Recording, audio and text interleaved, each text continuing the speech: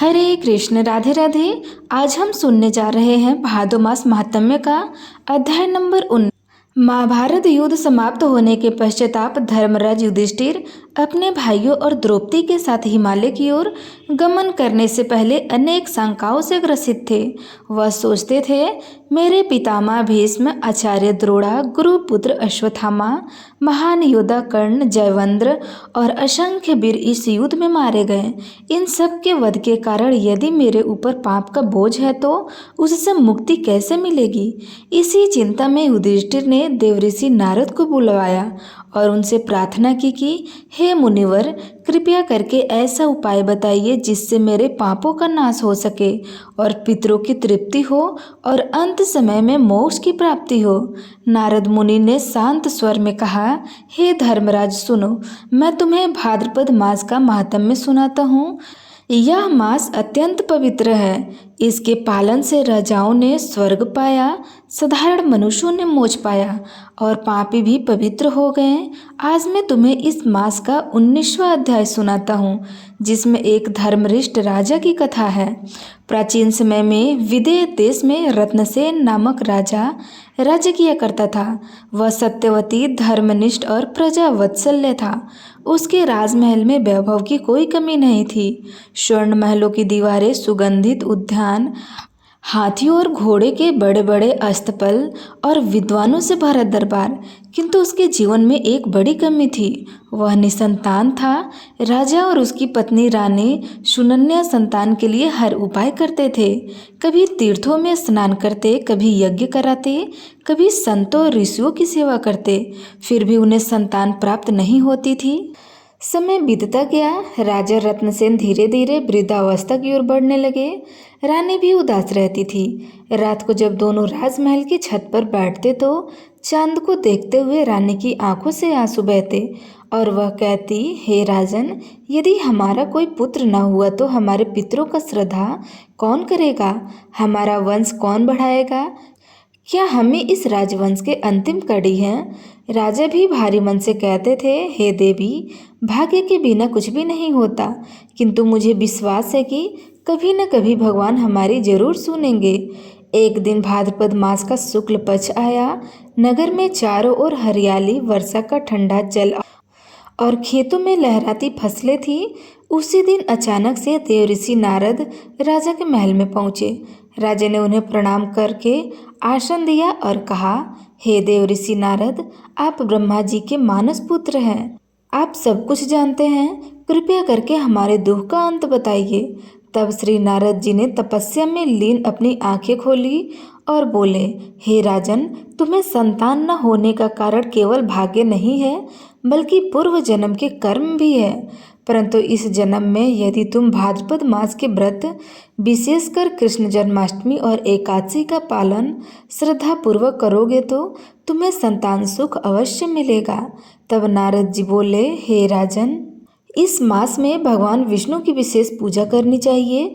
तुलसी दल अर्पण करके श्री कृष्ण नाम जप और गीता पाठ करने से मनुष्य सभी दोषों से मुक्त हो जाता है और जन्माष्टमी की रात को उपवास करके आधी रात को भगवान का जन्मोत्सव मनाने से संतानहीन को संतान, निर्धन को धन, रोगी को स्वस्थ और दुखी को सुख प्राप्त होता है। इस मास में विशेषकर अमावस्या और पूर्णिमा को दान करने से पितरों को तृप्ति मिलती है। यदि कोई मनुष्य केवल एक समय भोजन करे, स्नान के बाद मंदिर जाकर दीपदान करे तो उसके घर में लक्ष्मी अस्थायी रूप से निवास करती है। नारद मुनि की बातें सुनकर राजा रानी ने व्रत करने का निश्चय किया। राजा ने दरबार में घोषणा करवाई कि पूरे राज्य में भाद्रपद मास के व्रत और उत्सव मनाए जाएंगे।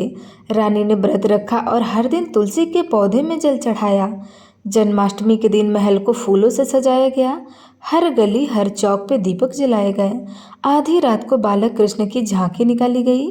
भजन कीर्तन हुआ और रानी ने स्वयं पालने में बालक श्री कृष्ण को झुलाया। उस समय ऐसा प्रतीत हो रहा था मानो स्वयं गोकुल में श्री कृष्ण का जन्म हुआ हो। व्रत और उपासना का प्रभाव यह हुआ कि अगले वर्ष रानी सुनन्या ने एक तेजस्वी पुत्र को जन्म दिया। पूरे राज्य में उत्सव हुआ। नगर की गलियां फूलों से भर गई। गली गली में ढोल नगाड़े बजने लगे। राजा ने बालक का नाम रखा व्रतपाल। लोग कहते हैं, देखो भादो मास का चमत्कार, जिसने व्रत किया उसे संतान सुख मिला। नारद मुनि ने युधिष्ठिर से कहा, हे राजन, जैसे रत्नसेन ने भाद्रपद मास का पालन करके संतान सुख पाया है, वैसे ही जो कोई इस मास का व्रत करता है उसे समस्त मनोरथों की सिद्धि होती है। यदि कोई निर्धन हो तो उसे धन मिलता है, रोगी हो तो रोग मिट जाता है, पुत्रहीन हो तो पुत्र की प्राप्ति होती है और अंत समय में भगवान विष्णु के धाम की प्राप्ति होती है।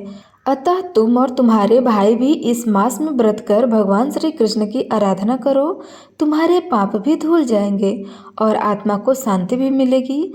तब युधिष्ठिर ने प्रसन्न होकर कहा, हे देव ऋषि नारद, आपने हमें अमूल्य ज्ञान दिया है। अब हम इस माह का पालन अवश्य करेंगे। जो भी भक्ति अध्याय की कथा श्रद्धा और भक्ति से सुनता है या सुनाता है, उसके घर में सुख शांति बनी रहती है, संतान सुख की प्राप्ति होती है, पितरों की तृप्ति होती है और मृत्यु के पश्चाताप उसे विष्णु लोक की भी प्राप्ति होती है। तो प्रेम से बोलिए श्री कृष्ण भगवान की जय, श्रीमती राधा रानी की जय। प्रिय श्रोताओं, अब आइए श्रवण करते हैं श्री कृष्ण भगवान की एक अद्भुत लीला। द्वापर युग में जब भगवान श्री कृष्ण मथुरा और द्वारका में लीलाएं कर रहे थे, उसी समय एक छोटे से गांव में गंगादास नामक एक साधारण किसान रहता था। वह बहुत गरीब था, परंतु हृदय से बड़ा ही पवित्र और ईश्वर भक्त था। उसके पास न धन था, न वैभव था, न सुख सुविधा थी, पर उसके पास तो केवल एक अनमोल रत्न भगवान श्री कृष्ण के प्रति अटूट भक्ति थी। गंगादास रोज सुबह उठकर गंगा स्नान करता, तुलसी के पौधों को जल चढ़ाता और फिर अपने छोटे से घर में बैठकर बांसुरी बजाते हुए कृष्ण का नाम लेता था। उसके लिए खेत में काम करना भी भगवान की सेवा थी और रात्रि में भजन गाना भी भगवान की उपासना थी।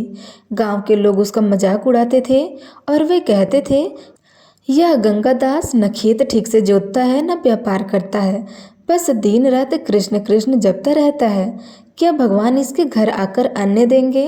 लेकिन गंगादास मुस्कुराता और कहता, मित्रों, श्री कृष्ण स्वयं गोपों के साथ गौ चराते थे। उन्होंने सुदामा जैसे दरिद्र ब्राह्मण का तिल भर चावल खाकर उनका जीवन बदल दिया। यदि मैं सच्चे मन से कृष्ण को पुकारूं तो वे अवश्य आएंगे। एक बार अकाल पड़ा, खेतों में अन्न न उपजा, गांव के लोग भूखे रहने लगे। तब गंगादास के घर भी अन्न समाप्त हो गया। उसकी पत्नी और बच्चे भूखे से तड़पने लगे। पत्नी ने रोते हुए कहा, हे प्रभु, प्रभु का नाम जपने से अन्न नहीं मिलेगा। कुछ काम धंधा करो, बच्चों को भूखा मत रखो। गंगादास ने शांत होकर कहा, हे देवी, चिंता मत करो, यह भादो मास है। इस मास में जो भक्त सच्चे मन से कृष्ण का नाम लेता है, उसकी रक्षा स्वयं भगवान श्री कृष्ण करते हैं। मैं आज भी व्रत रखकर श्री कृष्ण की भक्ति करूंगा, देखना वे अवश्य हमारी मदद करेंगे। पत्नी ने हताश होकर कहा, यदि भगवान सच्चे हो तो आज ही आ जाएं। रात हुई, सब भूखे प्यासे सो गए। आधी रात को गंगादास ने अपनी छोटी सी झोपड़ी में दीपक जलाया और बांसुरी बजाते हुए गाना गाना शुरू कर दिया, जिसमें वे गाते थे, कन्हैया मेरे दीनन के सहारे। तभी अचानक दरवाजे पर दस्तक हुई। गंगादास ने बाहर आकर देखा, एक सुंदर ग्वाल बालक हाथों में माखन और रोटी की गठरी लिए खड़ा है। उसकी आंखें कमल के समान, सिर पर मोर पंख और अधरों पर मधुर मुस्कान। बालक बोला, हे गंगादास, यह अन्न और माखन ले लो, अपने परिवार को खिलाओ, तुम्हारे कृष्ण ने यह भेजा है। गंगादास आनंद से भर गए। उन्होंने बालक को गले लगाया और रोते हुए कहा, तुम कौन हो रे लल्ला? बालक मुस्कुराया और बोला, मैं वही हूँ जिसे तुम दिन रात पुकारते हो। इतना कह करके वह बालक उजल हो गया। झोपड़ी में दिव्य प्रकाश फैल गया। गंगादास समझ गया था कि आज स्वयं श्री कृष्ण मेरे घर पधारे थे। जैसे ही अगले दिन, जब गांव के लोग भूख से परेशान थे, गंगादास के घर अन्न का भंडार भरा हुआ था। लोग आश्चर्य से पूछने लगे, यह सब कहाँ से आया है? गंगादास ने विनम्रता से कहा, यह मेरे नहीं, मेरे ठाकुर की कृपा है। यदि तुम भी सच्चे मन से कृष्ण का नाम लो तो वे तुम्हारे द्वार भी आएंगे। उस दिन से पूरा गांव भक्ति में लीन हो गया। लोग सुबह शाम भजन कीर्तन करने लगे और गंगादास का अपमान करना बंद कर दिया। कुछ वर्षों बाद जब गंगादास का अंतिम समय आया तो उसने आखिर बार बांसुरी बजाई और आंखें बंद करके कहा, कन्हैया अब तू ही मेरा सहारा है। तभी सबने देखा गंगादास के सामने स्वयं श्री कृष्ण प्रकट हुए। वे बांसुरी बजा रहे थे और मुस्कुराते हुए बोले, हे गंगादास आओ, चलो मेरे धाम चलो, तुम्हारी भक्ति ने मुझे बांध लिया है। गंगादास ने भगवान के चरण पकड़ लिए और शरीर त्याग कर सीधे वैकुंठ धाम को चले गए। हे भक्तों, इस कथा से हमें यही शिक्षा मिलती है कि सच्चे मन से की गई भक्ति कभी व्यर्थ नहीं जाती। संकट कितना बड़ा क्यों न हो, यदि हम श्रद्धा से कृष्ण का नाम ले तो भगवान अवश्य हमारी रक्षा करेंगे। भादो मास में श्री कृष्ण भक्ति का विशेष फल मिलता है। जो कोई इस कथा को श्रद्धा से सुनता है उसके घर में अन्न धन की कभी कमी नहीं रहती है। वह संकटों से मुक्त होता है और अंत में उसे भगवान श्री कृष्ण की धाम की प्राप्ति होती है। तो प्रेम से बोलिए श्री कृष्ण भगवान की जय।